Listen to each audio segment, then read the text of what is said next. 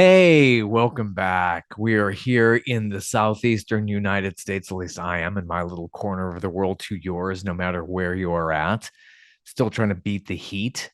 It's funny here in the middle of August we had these few days where the humidity just kind of pretty much disappeared. I mean, not like totally, but it was beautiful. It was like, reminds me of that movie Awakenings, where it's like these people came out of their condition just for a little bit and then they went back.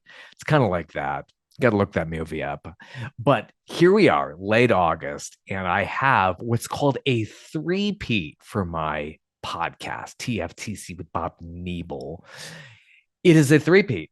The Waymores are back because they keep putting out great albums. And this one is no different, called Greener Pastures, just being released, coinciding with their release. So I'm excited to have them back here. And they have some really wonderful songs on their new release. We really get into it. They actually have been here on the other side of town for me here in the Atlanta Metro. So it's just been fantastic speaking with them. I'm so glad to have them back. And I really do hope that you enjoy our discussion. Oh, there's one thing I wanted to do, and I've been promising a lot of people this. I noticed this in the store. Now, if those who are listening can't see this. Is that a little in focus here? This is for the YouTube audience, but to tell people audio wise, this is called a Reese's plant-based cup. Reese's. They I just don't understand this, but I'm gonna try this. And I got a pretty open mind. And a plant-based candy, just by Reese's. It's just I haven't seen any ads for this yet. That guy from that Smartless podcast, what's his name? Will Arnett. He's their voice.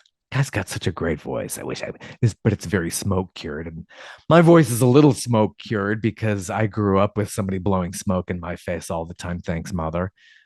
She's not listening.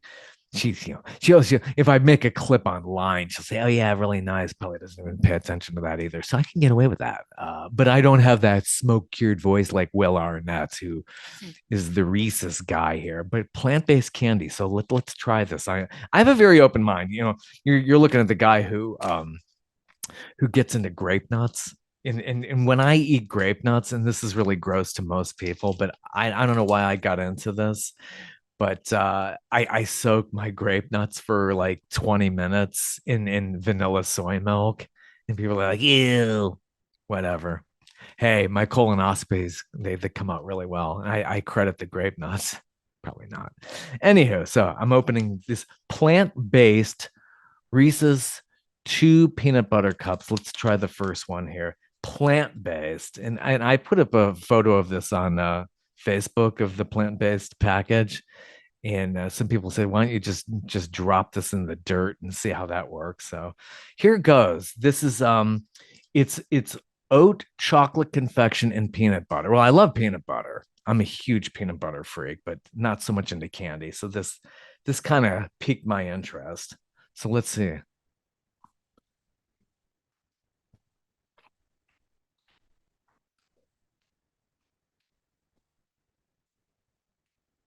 Not bad. I mean, really isn't. It's almost like the regular peanut butter cups. Now it's a little more pricey, and of course, it's these are a little bit smaller. I wouldn't say by that much. This 1.4 ounce package, and I'm just saying these people's names. I got this at Publix. I think it was 229 for this package. So a lot of people would say I'm not getting my money's worth. I'm wondering what that is at Sam's Club. But this is pretty good. I mean, I'm not trying to they're not paying me. I have no sponsors, not yet at least. And I'm no Will Arnett, who has that beautiful smoke cured voice. He's on that Smartless podcast. Those other guys, Jason Bateman, and I forgot the other guy's name. Sean Hayes. Why would I forget his name? He's the most active actor ever. I shouldn't be forgetting that. But this is pretty good.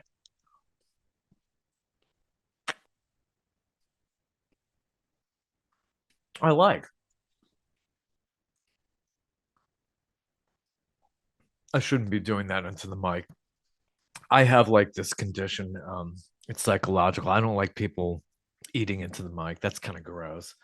And I'm going to chase it down with what's called a Zevia root beer. I know Bill Maher gets into the soda, but so does my daughter, who just is having a birthday as I record this. So a great monumental birthday for her. But I got this. She visited me, and she says that she's really into Zevia. So, which is okay. Again, not sponsoring them. Anyway, it's pretty good. It's Reese's peanut butter cups, and they're plant-based.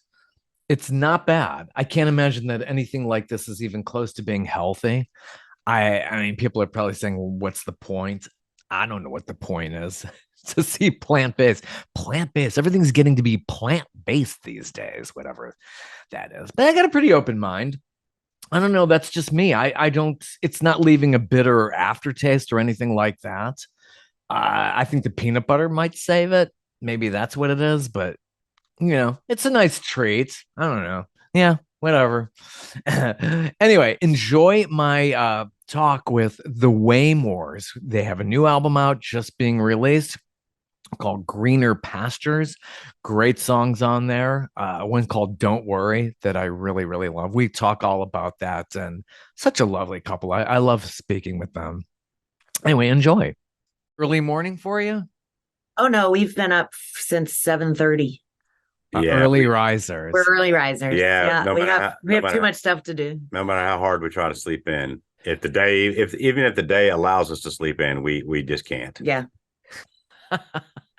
Yeah, and that happens as the years go on. For some reason, you just become earlier and earlier, just feeling like, hey, we're burning daylight here. Yeah, it's not my favorite thing in the world, especially when we play till like 3 a.m. and then we're just like up at 7:30 still, or 7.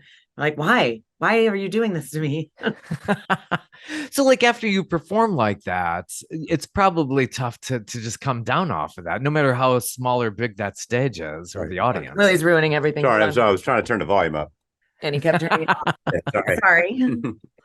Yeah, like after you perform, whether you're like in front of thousands or just small, it takes so long for us to kind of chill out and be able to go to sleep. Yeah. So even if you're done at like 2 a.m., you get back to the hotel by 3:30, you're still not going to sleep until way later, because you're still like hopefully you're on a high from the show. Yeah. Sometimes you're just real angry about the show. And you can't go to sleep. So that happens every once in a while where it's like everybody has bad shows. Yeah, that comes with the territory, I'm sure. Yeah. Wow. Yeah, so you're out on the West Coast? Nope, we're on East Coast this morning. We're at home. We played in town in Marietta, Georgia last night. We host a Honky Tonk Tuesday every month at a club called Monkey Barrel. And okay, I've heard of that. Great turnout last night. A really fun time. But it's somewhat of an early show. I think we were home by midnight, before midnight. Yeah, we were home by midnight. Ish. Yeah. Provided, that's about the time like Atlanta traffic pretty much dies down. Yeah, Atlanta traffic never dies down. Never. I came home at like 9 o'clock last night. And like, where's everybody going? This town is crazy. There's no rhyme or reason. It can be like 2 in the afternoon, 2 in the morning. There's gonna be traffic all the time. I swear. I've been here for decades, and it was bad back around 1989, but wow, just steadily became worse. The best thing was the pandemic. Oh yeah. Yeah. It's like it's shining lights through the pandemic where getting to be home with your family a little bit more, and that there was no traffic. Yeah. If you did need to go somewhere, you got there pretty quickly. Yeah, it's people stop moving here. Just stop. Yeah. You can't get anywhere as it is. Yeah. And note to everybody around the world, if you're thinking about this place, then we might have the jobs, but please don't move here. Yeah. Commute from somewhere else, please. It was funny when we were out in LA making this album, and driving. the traffic's bad in LA, but I'm like, this isn't any worse than Atlanta No, traffic. It's like not the same. it's like we're already kind of used to this.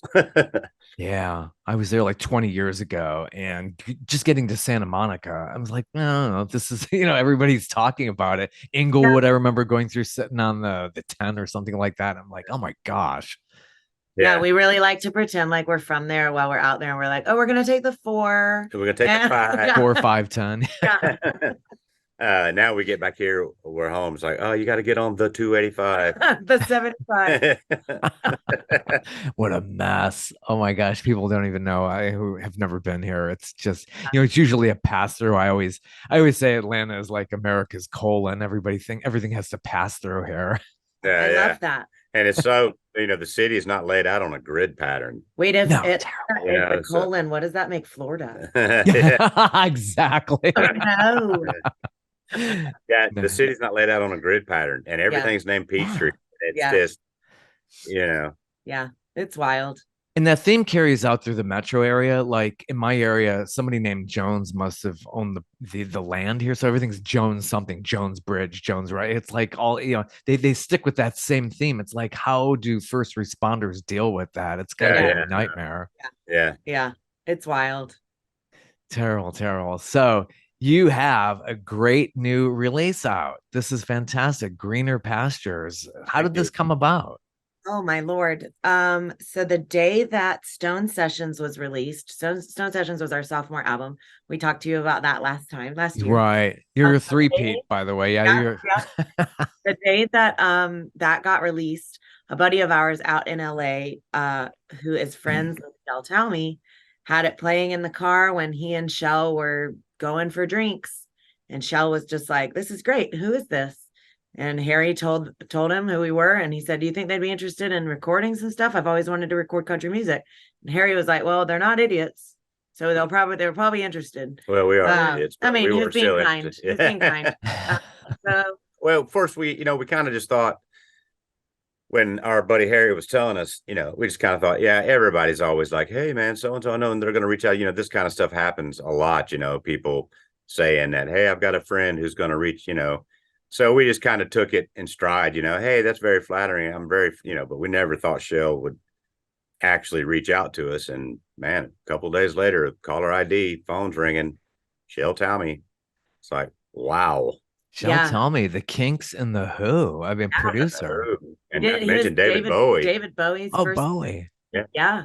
And he at one point recorded, was it Jerry Lee Lewis? He recorded Jerry Lee in England. He did an album with Jerry Lee Lewis in England, but he still considered that a rock and roll record. He didn't still feel like he had made a country album. Yeah, like a classic country album. Yeah. But then so originally we were just going to go out and record 2 cover songs. He sent us an email with a list of several old like standards that hadn't been recorded in about 40 years. And he said, I think we can make hits out of these today. And so we picked 2. It was Buck Owens' Under Your Spell Again, and Marty Robbins' Don't Worry. It's always been a favorite of mine. So when I saw it on the list, I was like, we're doing that. And so we went out originally to record those 2 tracks, and everybody just kind of fell in love with each other and fell in love with the project, and Shel said, we need to do a full album. So we took it to the label fully thinking that they were going to be like, no, we can't afford this. Yeah. This is insane. Cause I mean, it's Shel Talmy. It's, a little bit expensive. But they were 100% on board. And then we had the task of writing 8 more songs. Yeah. And when we first went out, they're at the very beginning, early stages of this documentary on Shel. So when we first went out to do the recording, the documentary team paid for us to go for the recording session, because they wanted to record the studio stuff to get some more, a place to start, recording Shel recording. So when we went out to record for them, it was on the documentary crew's dime, which we're not allowed to discuss much about that because it's still in the early stage. But so we thought we'd get 2 songs out of it, and that we could at least maybe get a 45 and get some stuff. But radio just won't push singles, so they want to push a whole album. So we had to come up with, it all kind of came together. Same time we found out about this with the radio promotion, and that Shel was, y'all got to come out and do 8 more songs. Let's do 8 more songs. And that's when we were like, that's a big budget for an independent label. It's a big budget, not, but she was right. The owner of the label is a huge Shel Talmy nerd. So he was instantly like, yes, we're doing this. We're doing this. We're going to find a way to make this happen. And the next thing we know, we're in LA again. Yeah. Like she was saying, we had to scrounge, and we had songs ready for another album, but we didn't have songs that fit this motif, Right. This was done in a very vintage Nashville A-Team kind of recording way, very Owen Bradley. When we were in there doing those songs, man, we ran through those songs.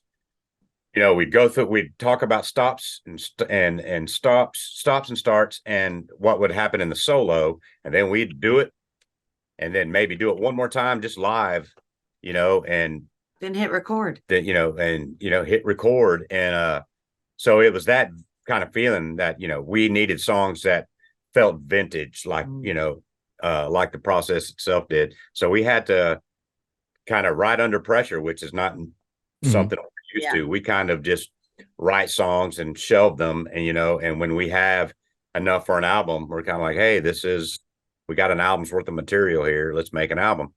But this time it's like, oh my gosh, we have to come up with 8 more songs that fit this project. So we had to get some friends involved too, or a friend. Yeah, we have a songwriting partner in Austin, Johnny McGowan, who writes in that vein all the time. That's his thing. Every song he writes sounds like a country song from the late 60s or early 70s, So he sent us a slew of them. We picked 2 of his. Yeah, he sent us a bunch of his demos. Things that he hadn't recorded or didn't plan on recording yet. Yeah. So we picked at first we had only picked 1, and he sent Hill Country Waltz in there as well. And I was just like, I'm just not feeling it. And then we were on tour in Austin, and we went to go see him at a show, and he played it live for us. And I was like, I want that song. That's my song now. I get that song. That's mine. Yeah, it was a little faster than his demo. Thank you. It was a little faster than his demo. And we had another one of his that we were going to do, and we scratched that one and put in Hill Country Waltz. But he also, a couple of these songs that we wrote, we sent to him just for like, hey, give us some edits on lyrics and arrangement. He helped us come up with Greener Pastures, the title track. He helped us use some more vintage sounding verbiage than what we had. So we had him in our corner, and then we took the label wanted us to take one from our solo project, something older, to re-record. So mine was She's Gone. That came off an album of mine from 2006, and Kira's was Flashbacks of a Fool. That was on her first demo, which never sounded like we had envisioned it in our heads on the demo. And then when you have the opportunity to re-record a song that you wanted to be kind of like almost Motown meets country, and you have Shel Talmy at your hands, absolutely. Yeah. We got that song. Yeah. The result is fantastic. Flashbacks of a Fool. I love that echo effect. Was that his idea in that sense? Yeah, it was. Yeah, for sure. Yeah. It's so funny. We went into the studio to do acoustic demos of these songs before we sent them to Shel. Sorry, baby, didn't need to elbow you in the knee. To do work up acoustic versions of these songs with the, good vocals and stuff. And so, we spent a day. I mean, it was a long day in the studio. We had somebody in there helping us with harmonies and stuff. And so we felt proud. Well, originally we sent, because Shel asked for demos, and we're not used to high budget things. So we just sent him some cell phone recordings of us playing the songs how we wanted to play them and the arrangements that we wanted to do. And he just said, that's adorable. Please get into a studio and send me some actual demos. It's like, so before you go into the studio with Shel, you got to go into a studio to prepare to go into the studio with Shel. Yeah. But so, we put some pretty good arrangements on some of these songs, and sent him off the demos, and man, he chopped them right up. And this is not good. But I was like, Shel, we can afford to go back into the studio and cut these with these arrangements. It's the studio's expensive. And he was like, no, we'll do it here, but just know this is what's going to happen. So like the Flashbacks of a Fool, when he was telling us it was just going to be a cappella at the top, some of these arrangements, we were just like, this is weird. I Yeah. don't know how this is even going to pan out. I don't like this.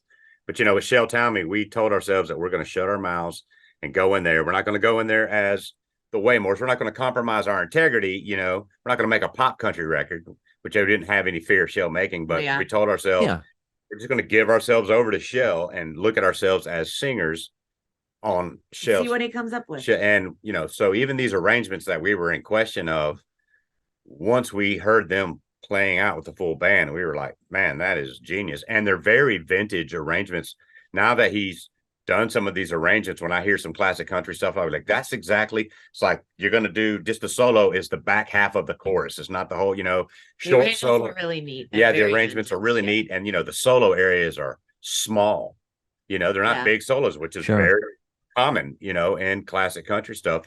Solo areas were small. And on a lot of stuff. And I'm like, so now I hear a lot of these arrangements in classic country stuff, so it's like trust, it all, I was like, it's genius. All the things that we questioned once we started doing it was like, man, it's brilliant. Yeah. Yeah, you got the Tammy Faye, George Jones vibe with the Buck Owens cover. I like the trading off of the vocals. It's just, it totally brings me back to that. We, we, of course, just because we're a duo, we get compared to a lot of the duos out there, but George and Tammy is one of my favorites. Of course there's Johnny and June always. Loretta and Conway, we've actually started doing a lot of Loretta and Conway in our live shows too, just because it's so much fun. Yeah, they had a great back and forth with each other too. Yeah, their stuff, when you look at those, the the duets, the George and Tammy and the Johnny and June stuff, it's like the Loretta and Conway stuff was the most lighthearted. Yes, it was very, of those duos. Because George and Tammy were like brutal to each other. Gosh, the miniseries. Oh my gosh, I saw.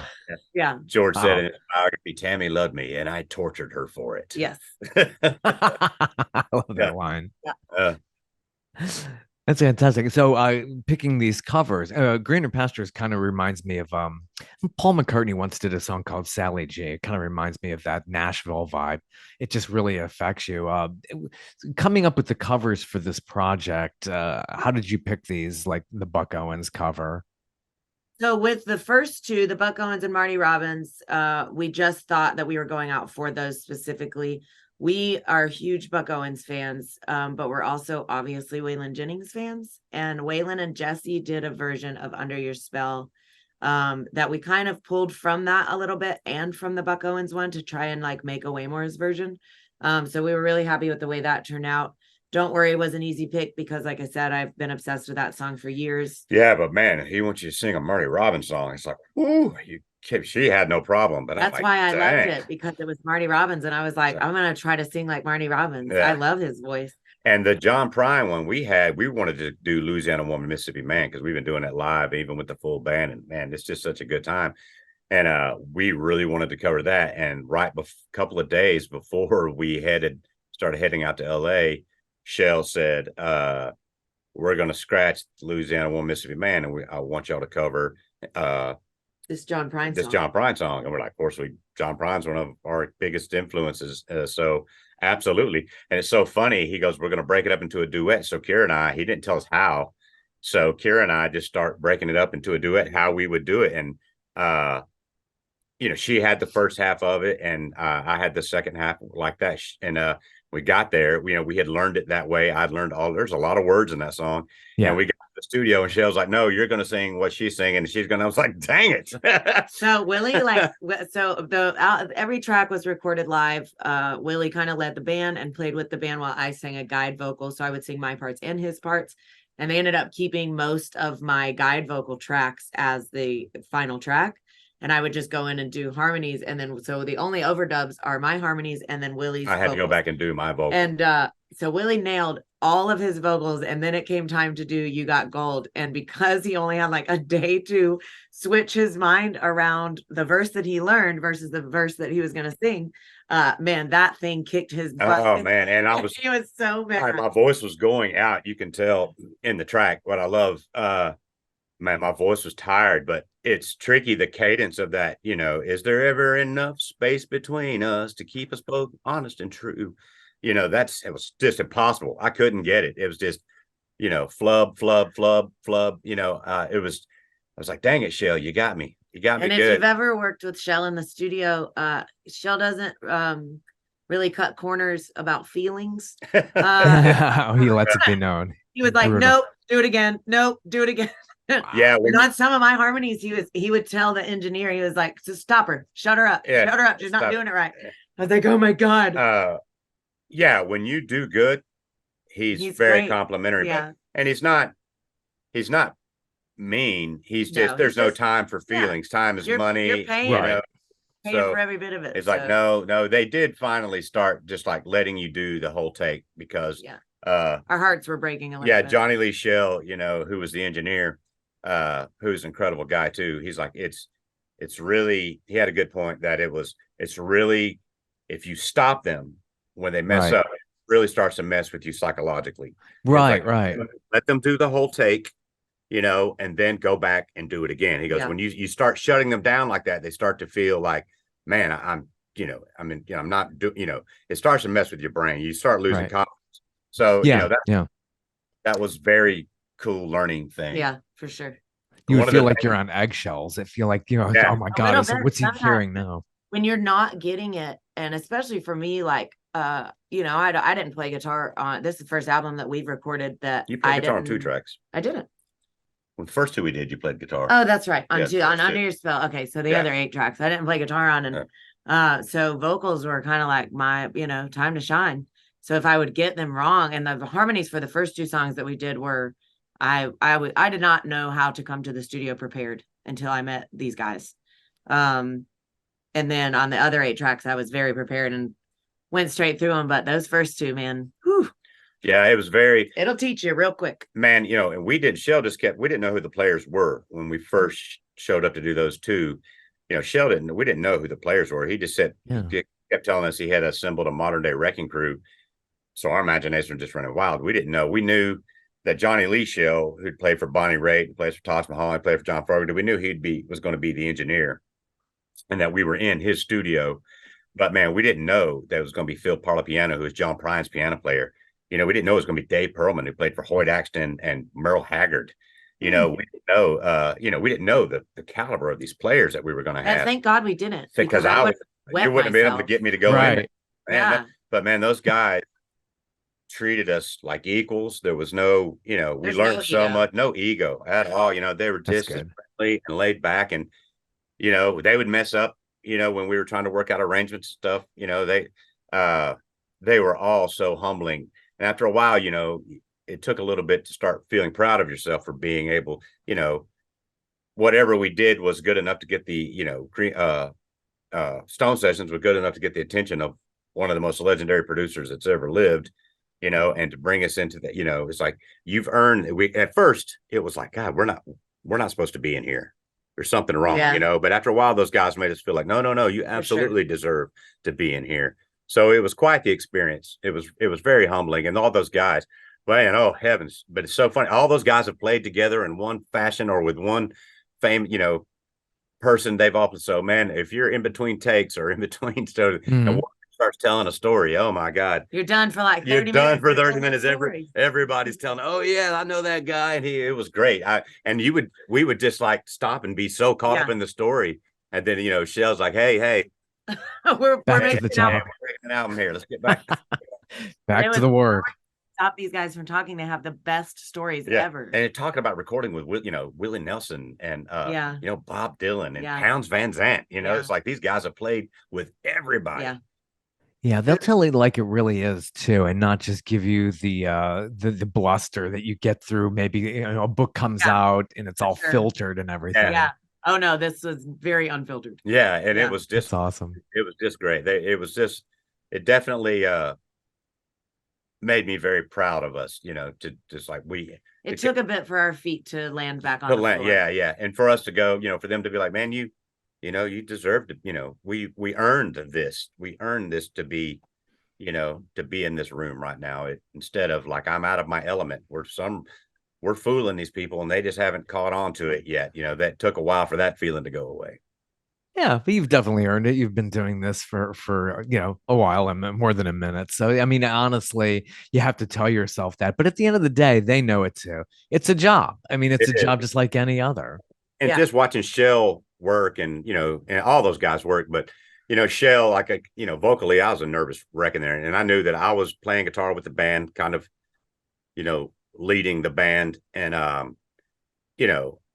Shel was sitting in a chair. Shel, I don't know if you know that Shel's blind. I don't know if you know this about He him. has No, been for He his has been entire most career. of his life. He's Yeah. been blind, but his ears are. He wanted to be think a I know. film, Yeah. but he was told early on that he was going to lose his vision. Mm. So he knew he couldn't direct film. So he got into music because you don't have to see. But I'm standing like kind of close to him, and I'm working out a part with the band, and I'm singing kind of really, really soft. And Shel calls me down to, and I lean in and I go, "Yes, sir." He goes, "That's what I want you to. That's how I want you to sing live. You project real hard because there's energy, and you're in front of an audience, and you've got a lot of times you're in honky tonks where you got to really project to cut over the noise of other people." So when our first two tracks, I kept just projecting really, really hard, and Shel was like, "I got to figure out what to do with you vocally," but not that I couldn't sing, but he couldn't figure out how to tell me to sing softer. Anyway, he leaned in. I leaned in. He goes, "What you were doing right there when you were just singing in your talking voice, working," he goes, "That's what I want you to do. Just sing in your talking voice." And I was like, he goes, "You project, you naturally loud." He goes, "Sing in your talking voice." Changed my life. I was like, why didn't somebody say that to me 5 albums ago? It took And somebody that's true yeah, talent. yeah, So yeah. He was like, "Hey," Yeah.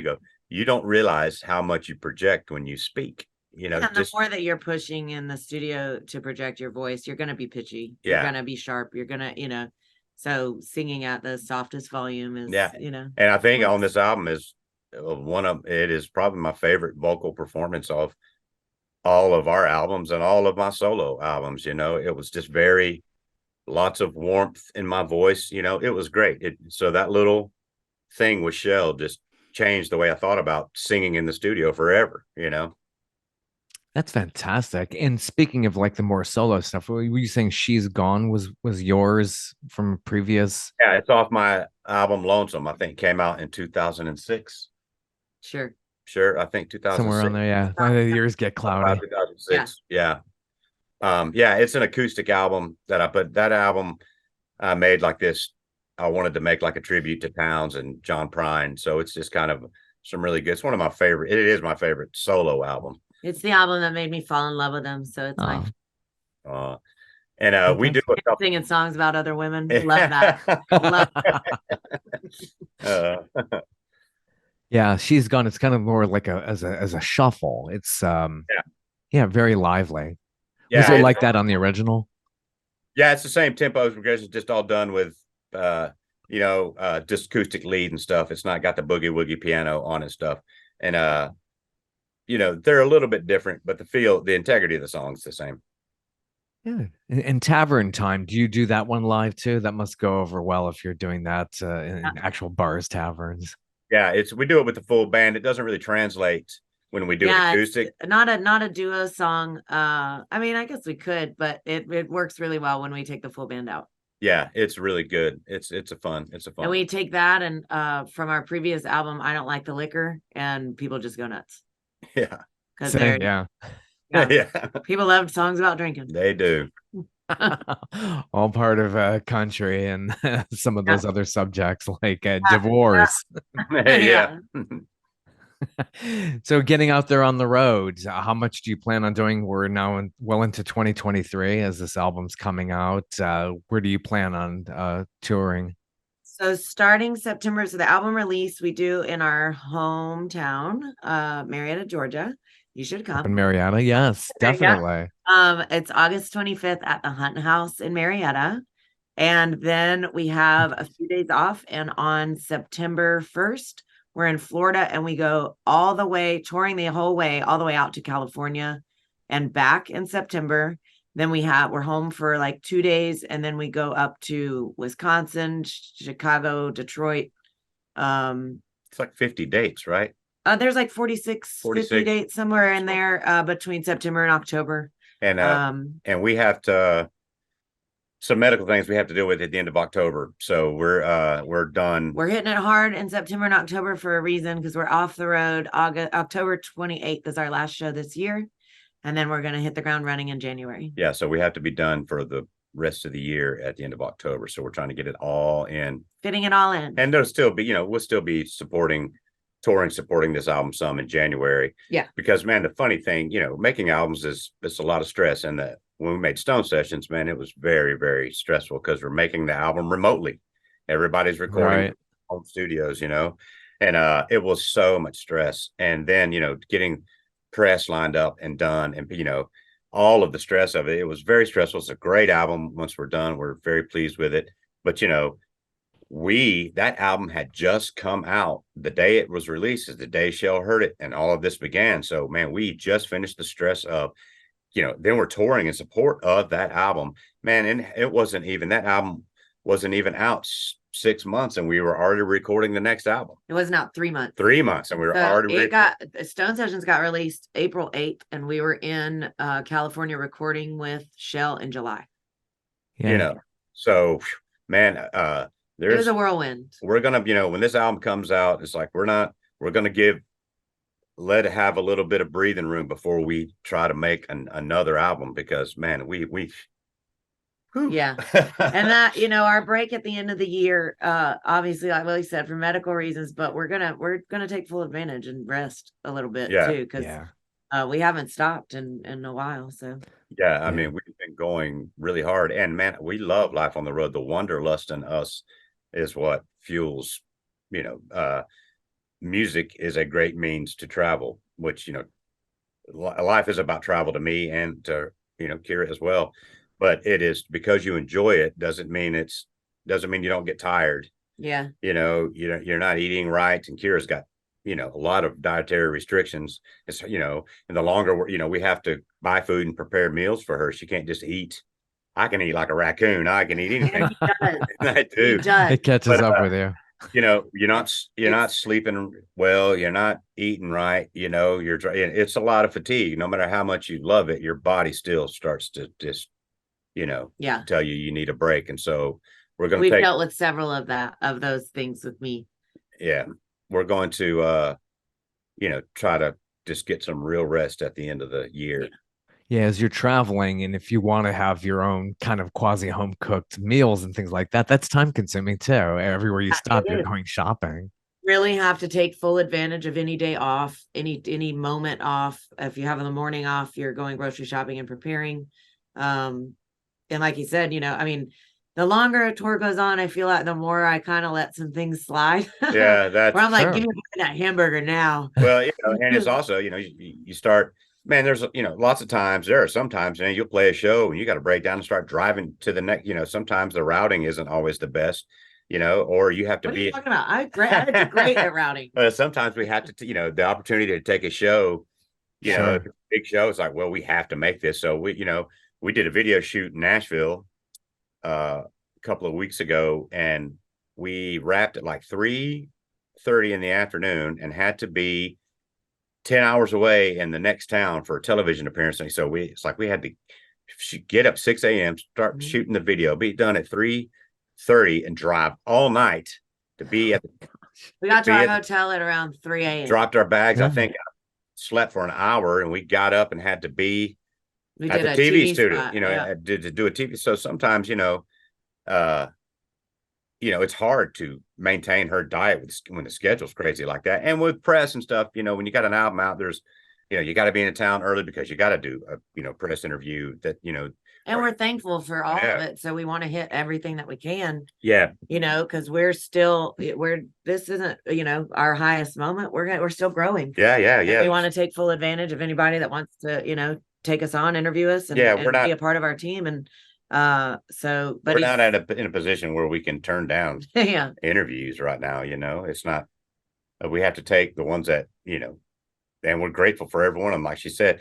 But the point of it was that, man, your schedule is just, we do everything else. We don't have a tour manager. We don't have, we try to keep our budget low. We're trying to keep all of that money for ourselves. We're greedy. Yeah. Well, you have to do, you need a profit.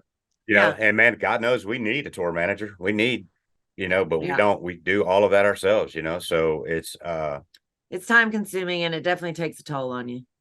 Yeah, you just want to create and be an artist, but you have to market as well. And that's tough to wear all those different hats. It is tough. Sure. It's the topic of a lot of conversations where, but like even with the Shel thing, when we were touring, or we were already on tour for another album, and we had to write song, it's like, man, we're trying to write songs going down the road, which a lot of them we did. Yeah. I'd come up with a part of a song while driving, I'd go to Kira, she would, and a lot of times on the road, we'll try to get up in the morning and go for walks, because you don't get you're in the van for you're in the van and 10 then hours stage and you're setting still, even though you're moving, your body's not.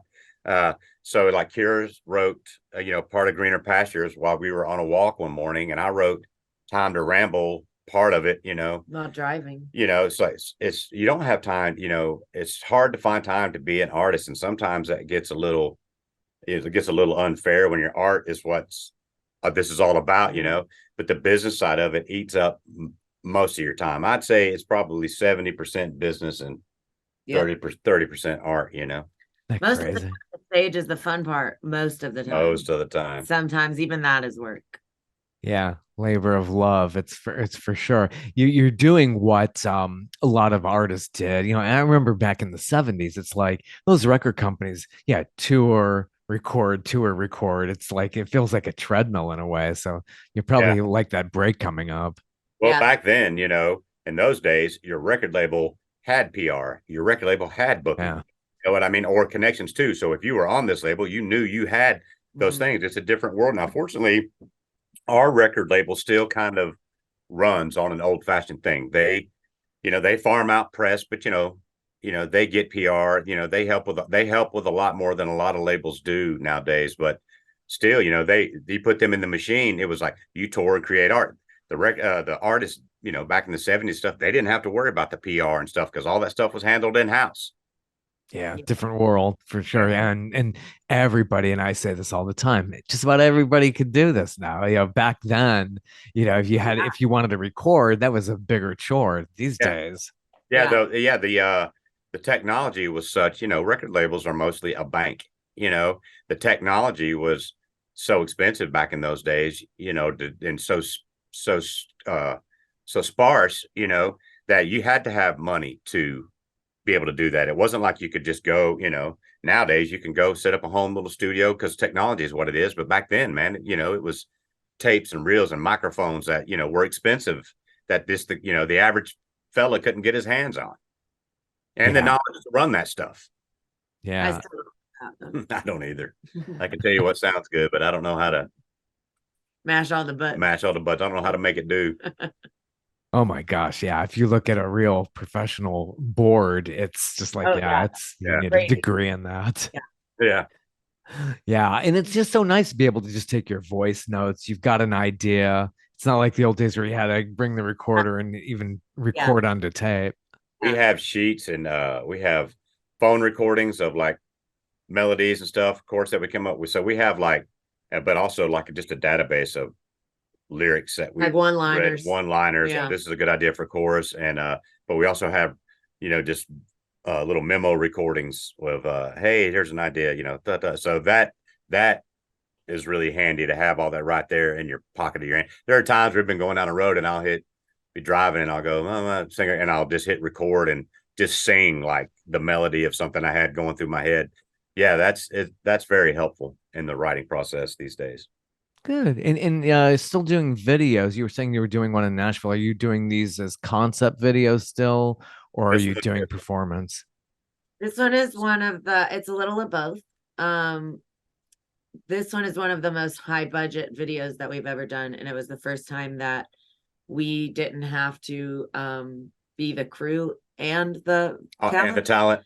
We got to show up, be pampered and treated like rock stars, and they did our makeup and fed us, chose our outfits and fed us food. So we're very excited. That's about all we can say about that for now. Good. We're very excited about this one, and hopefully it gets a warm reception.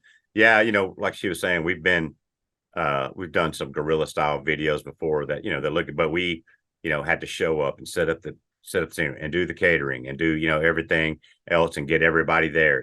This time it was all we had to be was the talent. It's we just really showed great. up. It felt really nice. That is nice. That is nice. So have you been played beyond YouTube? Has like CMT played your videos and any other outlet? Not CMT yet, but we've had a couple outlets, like Diddy TV premiered some stuff on Stone Sessions for us. We had the Bluegrass Situation premiere. I think it was Under Your Spell Again, that they premiered from this album. We've had several good track premieres on this album and on Stone Sessions. And then I think Diddy is going to do something else with us. But as far as like, so my goal for this one was a little bit bigger of an outlet. We're still hoping, fingers crossed. It probably won't be a song premiere, but it might be a video premiere. Yeah, we're hoping that some big outlets are going to pick it up. We don't want to say too much in fear that we might jinx it. I think this video is going to do better than our other videos. Fingers crossed. Fingers crossed. Yeah, you don't want to jinx it. It's so fun. The last video we made was for I Don't Like the Liquor. So a lot of people, when it talks about like weed and cocaine and stuff, and so a lot of people were like, this is a great video, but no. We can't use the content. So we just kind of did that one on our own. We put that one on our own, out on our own. And then before that, it was just kind of like the label putting stuff out. So the videos themselves have yet to have a big premiere, but all of the songs have done really great with premieres. Yeah, we know how that went with CMT and Jason Aldean. That lasted about a minute there. Yeah, and now he's like kind of like, it was funny because Jason Aldean with that song was like at #1. Now I think it just dropped like 20 slots. He's not, I just think it's all kind of a publicity stunt with all of that because it got, he got the attention that he wanted out of it, regardless of whether it's bad or good. It's press. Yeah. So, it's a really niche audience too, it seems like, and it kind of reminds me of what happened with Toby Keith. I mean, have we heard much, since Toby Keith had his big hit? Every amount of like drama in the media now lasts about a minute, like maybe half a minute, and then somebody's like, "Oh, something shiny," squirrel. Yeah, then they're on to the next thing. That's the age we live in. Kira and I, we were talking about recording earlier. How now just about anybody can record. We have this saying that the beautiful thing about the internet is that anybody can make a record and put it out, and the terrible thing about the internet is that anybody can make a record and put it out. Yeah, so true. Yeah, so it's really oversaturated. Yeah, it's good and it's bad, and that's how it works, and you do the best you can. That's life. For every action, for every positive there's a negative. So that's life. Yeah, it's about having that meaningful originality, and what does it take? And who knows? There's no formula. It's how art works. It's very, very tough. Yeah. Loretta is joining us. Yeah. Oh, sweetie. It's a good one. Very, very good. It's now, what side of town are you? You're always in Marietta? Are you close to Marietta? We live in Marietta now. Our son just graduated from high school in May, and he moved out Monday. Loretta, come down here. He moves out on Monday. So he'll be going to Georgia State, and we're just gonna be Loretta, please. We're just going to be hanging out here for the rest of this year and then kind of see where next year takes us. I don't know that we'll stay in Atlanta. Yeah, we're talking about now that we'll be empty nesters, I have a daughter from a previous marriage who's 27 now. Yeah, just turned 27. And now that Sebastian's headed off to school, we don't sit still very long. And so we think we'd like to get out and hang our hats, call somewhere else home for a little bit, not forever. Maybe we got a couple of towns we want to live in, maybe for a couple, 5 years, just to see how we like it. We tour so much that, we right don't go, but, we'd eventually like to live in Birmingham for a little while, and then maybe out in Texas for a little while. And then there's a town in Arizona called Cottonwood, Arizona that we really, really, really love. And we would like to try, we're just going to park the van in several spots. Park the van in several spots and, just live here or there and then work our way back, back to Georgia later. But I think we really want to get out of Georgia for a while, I think. You get to that point. Yeah. We've been here for a very long time. Yeah, especially up in Marietta, and for those who don't know, it's not too far off of I-75 if you're passing through, like so many do. Marietta's closer to that. But yeah, if you want to slow down in life, this isn't the place to be. Yeah, I these smaller towns like Greenville, South Carolina, or Chattanooga, just a little bit easier to get around than the Sure. Atlanta metro. Yeah, and it's, Atlanta's a really great hub for touring, and that's why we're talking about Birmingham as our first stopping point. Because it's also a really great hub and the music scene in Birmingham is really wonderful. We don't feel a huge connection to the music scene in Atlanta. It's really hard to be a country act in this town. Hard to be a country act in a hip hop town. Yeah, and Yeah. there is a great music scene. We're just not really, we spend so many days on the road out of this state that I don't feel like there's a big, there's not a real tie here other than our child, which was, the biggest tie, and now he's leaving. And man, we see so many cool and beautiful towns. I mean, towns, where you're just visually stimulated all the time. You're just from the architecture and the landscape stuff. And our side of town, man, it's just so It's all medical it's all buildings. medical buildings and Yeah. billboards and fast food places and strip malls. There's it's like like 14 Walgreens within a 2.5 true. mile. it's like visually just unattractive. Yeah. Not to be trash talking our town, but man, you go to Asheville, or somewhere Beautiful. where Yeah, you're just stunning. you're just visually stimulated all the time by how beautiful it is, and Birmingham's a really pretty town too, and just I don't know, we're just tired of looking at all of this concrete Yeah. stuff, it's not a very attractive side of Yeah. town. My side of town, I'm in Peachtree Corners, which is a town that's over 10 years old now. It's part of Gwinnett County near Norcross. And it is now they're marketing more and more to millennials and probably Gen Z more so in these future generations. So, and it's happening over in Snellville and places like this where they're putting up like these living spaces that look like prisons. But they must think the kids want these things and they're expensive. Man, we noticed so that's a really big thing in Europe, so everybody's like, you'll have a 6-7 story old building, the architecture is beautiful to look at, but all the ground level are shops, cafes and bars and restaurants and little stores and stuff, and everybody lives, above them. Eat, work, right. So here you see a lot of that. The concept is they do that, eat here, work here, that if you don't have to have a vehicle, if we provide everything for you right here in this little area, if you don't have to have a vehicle other than an Uber, if you need to go somewhere, then that's a car payment you don't have to make every month, which gives you more money to put into your rent. Yeah. Right. It's kind of like it's a gimmicky thing, but in Europe, I love it because, sometimes you're staying like in an apartment, it's a couple, and there's no elevators. You got to walk all the way down these stairs that are this tiny, but, it's like, hey, I'm just going to go down to the market or I'm going to go down to the cafe. That's right out your door. You know what I mean? And if you need to go somewhere, there's a train, just hop on a train, go do what you need to do. It has its moments just like anything does. Yeah.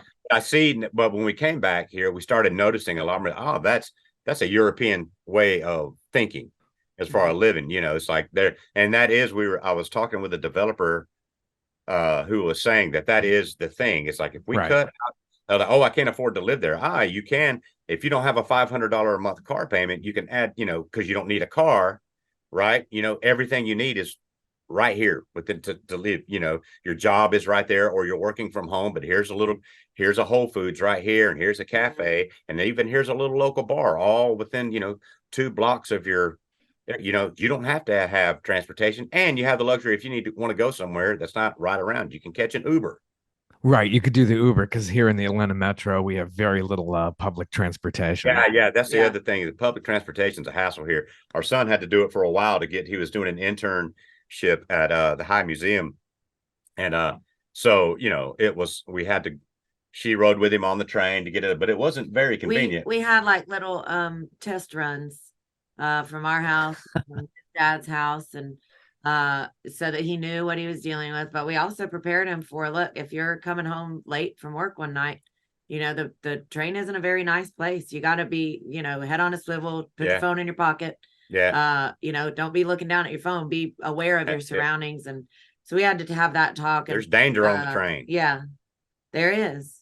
It train has days. gotten that way over the years, Yeah. yeah. And I mean, it's a nice thing. It could be a whole lot nicer, obviously, and it should be able to go in a lot more places. But it's been voted down so much over Yeah. all these years. Well, that's because they don't want to bring, a lot of these areas don't want to bring.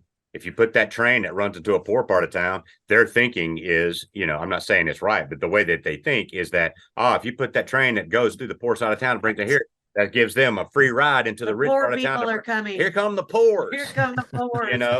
So Right. there's that thinking there. It's like they don't want that access, they don't want. There are some really, really nice, rich places of especially in our side of town. We live in East Cobb. It's Oh yeah.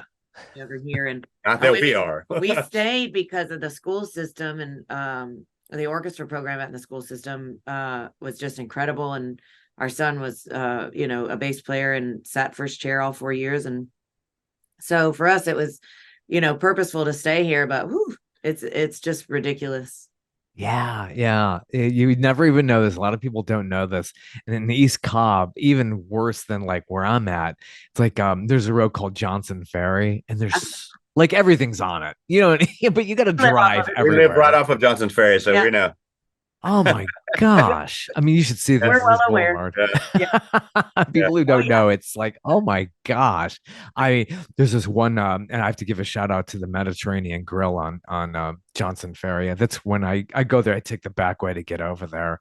And really nice, great restaurant. It's just like it's a little nook and on Johnson Ferry. But yeah, and there are like some very pretty areas. You got to drive to everything here in the Atlanta area. Especially you want to get near the Chattahoochee River, which is the only river that comes through here.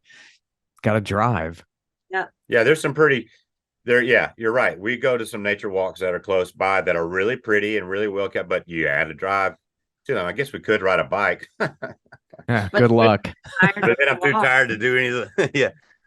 There's some pretty stuff around it, but not when we walk out our door or if we're, it's like I said, it's all brick and mortar and just uninspiring architecture. What is going on with the architecture these days? Why?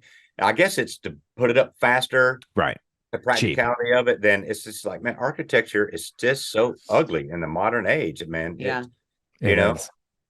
And it started here in the Atlanta area, and I hate to say it, it's I guess probably started in the early 70s.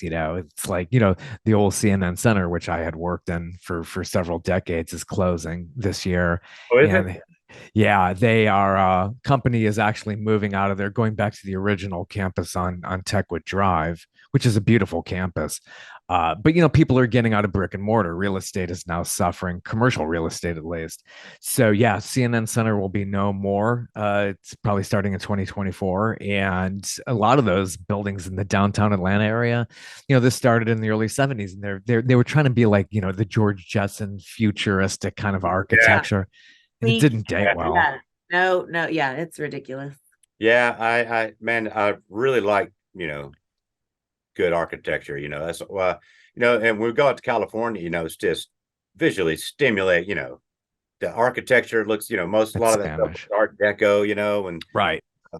It's just, I think it's sad that, it's just a box to sell stuff in. Yep. They don't care about what it, everything is, man, you see that with a lot of breweries too, like that we play. It's like playing in a Sam's Club, it's just one big empty, hollow, hard surface everywhere, sound nightmare.